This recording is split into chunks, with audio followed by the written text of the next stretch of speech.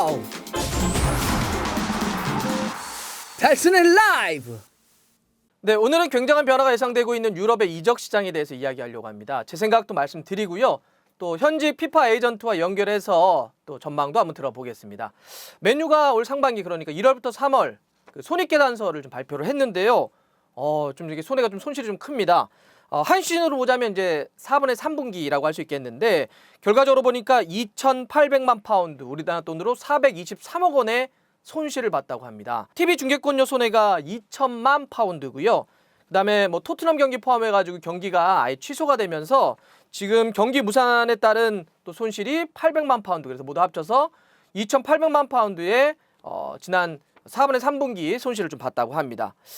매출도 18.7% 떨어졌다고 하고요. 구단의 부채는 무려 42%가 증가해서 6,500억 원이라고 하니까 이래저래 맨유가 지금 여러 가지 재정 압박을 받고 있는 건 사실인 것 같습니다.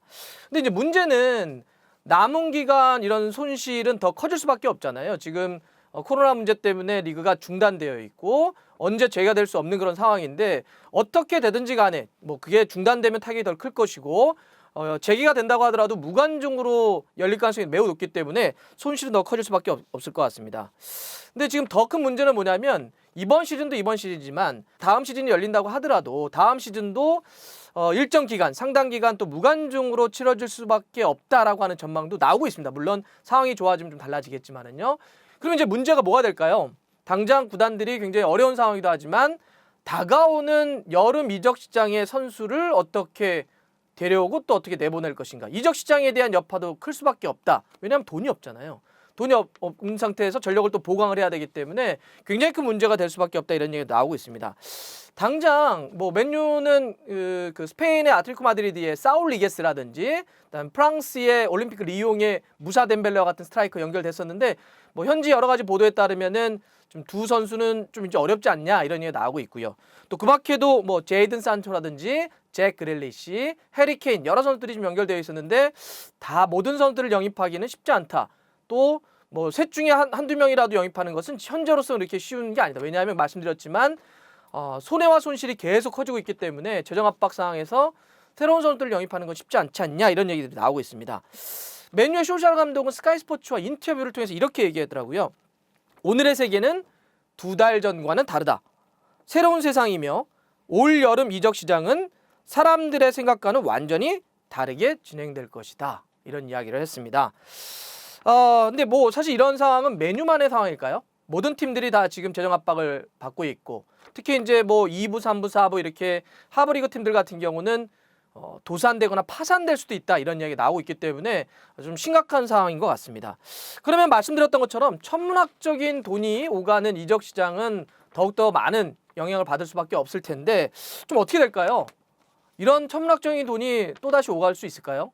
혹은 정상적으로 이적 시장이, 유럽 이적 시장이 돌아갈 수 있을까요? 기본적으로는 일단 일정의 기간의 변화는 불가피해 보입니다. 그러니까 원래대로 하자면 대충 시즌 끝나고 뭐 한 7월, 8월 중심적으로 이렇게 이뤄졌었는데 이미 리그가 지금 뒤로 미뤄졌기 때문에 어떻게 되든 간에 이적 시장은 변화가 좀 불가피할 것 같고요.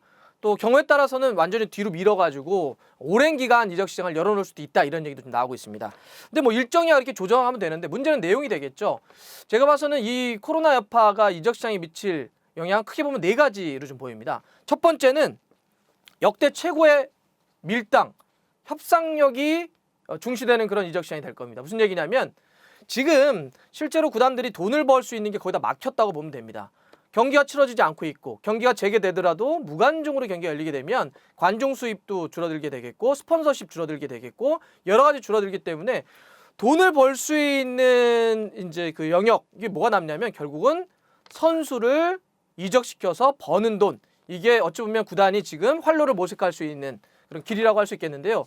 그런데 이제 만약에 선수를 내보내서 팔려고 하는 팀들은 그래서 재정을 좀 보강하려고 하겠지만 문제는 그 선수들을 사려고 하는 팀이 있느냐, 혹은 사려고 하지만 얼마큼 제값을 주고 선수를 영입하려 할 것이냐, 이런 어떤 여러 가지 이해들이 좀 충돌하면서 아마 역대 최고의 어떤 협상력이 요구되는 그런 이적 시장이 되지 않을 것인가 좀 보고요. 그렇게 되자면 아무래도 이런 인물들, 그러니까 멘데스라든지 라이올라 같은 슈퍼 에이전트, 혹은 토트넘의 레비 회장 같이 협상력이 뛰어난 인물들이 이번 여름 이적 시장에서는 굉장히 좀 많은 좀 스포트라이트를 받지 않을까 이런 생각도 좀 해봅니다. 뭐 첫 번째 협상력의 문제라고 한다면 두 번째는 현실적으로는 선택과 집중이 더욱더 좀 강화되는 이적 시장이 될 것 같습니다. 무슨 얘기냐면 많은 선수를 영입하기보다는 제대로 된 확실한 한 명을 영입하는 걸 중시하는 그런 이적 시대 가능성이 높죠. 지금 돈이 다 위축되어 있고 없기 때문에 그냥 갖고 있는 돈으로 제대로 된 한 명을 영입하는 이런 방식으로 선택과 집중, 이제 계란을 좀 한 바구니에 담을 수밖에 없는 그런 상황이 되지 않겠냐 이런 생각됩니다. 세 번째는 기존의 선수들을 그대로 좀 활용하는 것도 좀 많아지지 않겠냐 싶습니다. 그러니까 선수를 영입하는 게 쉽지 않다고 한다면 막대한 돈을 주고 경제적 상황이 어려우니까 그러면 기존 선수들을 그냥 계약을 연장한다든지 이런 식으로 해서 활용을 하는 것을 더욱더 많이 고민하지 않겠느냐. 이미 첼시 같은 경우는 지루 그리고 까바에로와 같은 선수들을 계약 연장을 했고요. 독일의 바이에른 뮌헨 같은 경우도 골키퍼 노이어와 계약 연장을 했습니다. 이런 식으로 기존 선수들을 활용하는 것도 좀 많아질 것 같습니다. 네 번째는 임대를 보냈던 선수들을 다시 복귀시켜서 활용하는 것도 좀 많아질 것 같습니다. 여러분들 뭐 첼시의 사례도 있었지만 이제 선수 영입이 막히게 되면 그때는 물론 제재가 이유였지만 이제 돈이 없어서 선수 영입을 할 수 있는 게 좀 제한적이 된다면 그동안 임대로 다른 팀에 보냈던 선수들을 복귀시켜서 활용을 하는 게 좀 많아질 수도 있을 것 같습니다. 자, 이렇게 네 가지 정도가 제가 한번 생각해 본 이번 다가올 유럽의 이적 시장의 어떤 트렌드라고 좀 볼 수 있겠는데 그러면 현직 에이전트는 어떻게 생각하고 있을까요? 제가 피파 에이전트인 김동환 에이전트와 연결을 해서 이번 여름에 어떻게 될지 한번 말씀드리겠습니다. 여보세요? 네. 우리 저 김동환 에이전트님, 김 에이전트님. 네네. 네. 근데 지금 많은 프리미어리그나 유럽 팀들이 다 재정적으로 어렵잖아요. 코로나 때문에. 그렇죠. 그러면 이적 시장의 여파는 어떤 게 있을까요? 현직 에이전트니까 또 아무래도 고민을 할 텐데. 아무래도 뭐 스폰서 계약도 그렇고 뭐 뉴캐슬 이런 팀들 제외하고는 재정적으로 긴축 재정이 들어갈 거고. 그렇죠. 돈을 못 쓰니까. 네. 그러다 보면 어쨌든 이적 대상에 대해서 돈을 쓰는 것에 대해서 이제는 뭐 1,000억대, 2,000억대 이런 돈을 쓰긴 힘들죠. 약간 거품이 조정되는. 그렇죠. 거품이 조정될 수밖에 없고 음. 파는 구단들도 자기네 이런 상황을 알기 때문에 터무니없는 금액을 부르기에는 좀 만무하고. 파는데도 네. 어느 정도 현실 서로 이해하는 거죠. 왜냐면 자기네도 보강을 해야 되는데 자기네만 이 선수는 비싼 선수야라고 비싸게 팔면 다른 구단에서 또 영입할 때는 피해를 볼 수가 있으니까 저 구단은 왜 그래? 이런 이미지를 심을 수도 있으니까. 다 어려운 걸 다 알고 있으니까. 그렇죠. 서로 상부상조하는 개념 하에서 이적료가 좀 조정이 될 거고. 선수를 보강하려고 하는 팀들은 또 다른 어떤 고민도 할까요? 그렇죠. 아무래도 돈이 힘드니까 뭐 유니폼 스폰서십도 뭐 지금 기업들이 다 철회시킨다 그러고 하는 상황이니까. 맞아요. 몇 천억씩의 손해가 생긴단 말이죠. 그런 상황에서는 아무래도 선수 영입의 폭이 줄고 그다음에 영입을 하더라도 진짜 이 선수는 조정을 해도 안 돼도 뭐 우리가 원하는 금액보다 비싸다. 그러면 기존 금액을 주고 뭐 할부를 한다든지. 그럼 옵션 계약 같은 또 옵션이 또 뭐가 있어요? 예를 들어서 유럽에서 자주 쓰는 게 이제 빅클럽 같은 경우는 챔피언스 리그에 나가서 이 선수가 뛰고 뭐 4강에 올라가면 얼마. 그다음에 뭐 결승 올라가면 얼마, 우승하면 얼마 이런 식으로 해서 또 나눠서 주는 것도 있거든요. 기본 이적료는 좀 낮추되 만약에 이 선수가 활약을 해서 우리가 수익이 늘어나면 그만큼 수익이 늘어난 거에 대해서 따로 한번 또 나중에 주겠다. 이런 식의 옵션 계약을 한다. 그렇죠. 조항을 이제 넣는 거죠. 자유계약 선수, FA 선수들을 더 활용하는 방법도 많아지지 않을까요? 그렇죠. 아무래도 지금 코로나 때문에 경기가 없으니까 리그 시즌이 끝난 다음에 뭐 재계약도 해야 되는데 금전적으로 연봉 주기가 힘든 상황에 구단들은 선수들을 그대로 FA로 풀어줄 수밖에 없는 상황이 많거든요. 특히 남미 같은 경우는 더 그러거든요.